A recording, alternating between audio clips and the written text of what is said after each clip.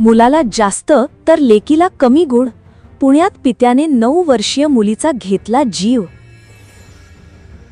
शिक्षणाचे प्रमुख केंद्र असलेल्या पुणे शहरातून एक अत्यंत हृदयद्रावक घटना समोर आली आहे. एका जन्मदात्या पित्यानेच आपल्या 9 वर्षीय मुलीचे आयुष्य अत्यंत दुर्दैवी पद्धतीने संपवले. शाळेत मिळालेल्या गुणांवरून झालेल्या वादानंतर या पित्याने रागाच्या भरात हे टोकाचे पाऊल उचलले. या धक्कादायक प्रकरणाने सर्वत्र खळबळ उडाली आहे. ही घटना पुणे शहरातील बिबवेवाडी परिसरातील एका मध्यमवर्गीय कुटुंबात घडली. उन्हाळी सुट्ट्या सुरू होण्यापूर्वी शाळेचा निकाल जाहीर झाला होता. संबंधित 9 वर्षीय मुलगी तिचे प्रगती पुस्तक घेऊन घरी पोहोचली. घरातील मुलाला प्रथम वर्ग मिळाला होता तर तिला दुसरा वर्ग मिळाला. मुलीला कमी गुण मिळाल्याचे पाहून वडिलांचा राग अनावर झाला. आजकालच्या स्पर्धेच्या युगात मुलांवर अभ्यासाचा खूप दबाव असतो. वडिलांची मुलीकडून खूप अपेक्षा होती. मात्र निकालात कमी गुण दिसल्याने त्यांनी स्वतःचा संयम गमावला. सुरुवातीला शाब्दिक वाद झाला आणि त्याचे रूपांतर नंतर हिंसेत झाले. वृत्तानुसार संतापाच्या भरात या पित्याने मुलीला बेदम मारहाण सुरू केली.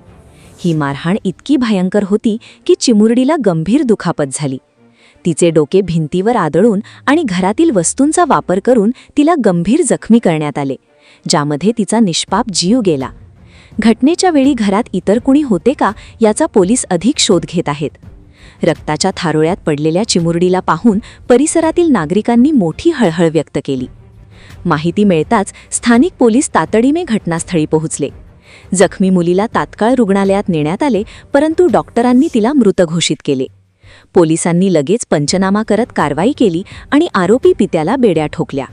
भारतीय दंडसंहिता कलम 302 अंतर्गत त्यांच्यावर गुन्हा नोंदवण्यात आला असून पोलीस आता पुढील तपास करत आहेत. ही बातमी पसरताच सोशल मीडिया व स्थानिक भागात संतापाची लाट उसळली. गुण मिळवणे म्हणजे आयुष्य नव्हे अशी संतप्त प्रतिक्रिया नागरिकांमधून येत आहे.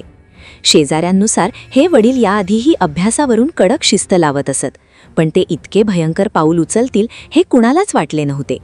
मानसोपचार तज्ज्ञ यांच्या मते पालकांनी मुलांच्या मार्कांपेक्षा त्यांच्या मानसिक आरोग्याकडे लक्ष देणे अधिक गरजेचे आहे. गुणांच्या हव्यासापायी एका निष्पाप मुलीला स्वतःचा जीव गमवावा लागला. हे समाजाचे आणि शिक्षण व्यवस्थेचे अत्यंत मोठे अपयश आहे. गुन्हेगाराला कायद्यानुसार नक्कीच शिक्षा मिळेल, परंतु पालकांनी मुलांवर किती अपेक्षांचे ओझे लादावे याचा आता नव्याने आणि गांभीर्याने विचार करण्याची वेळ आली आहे.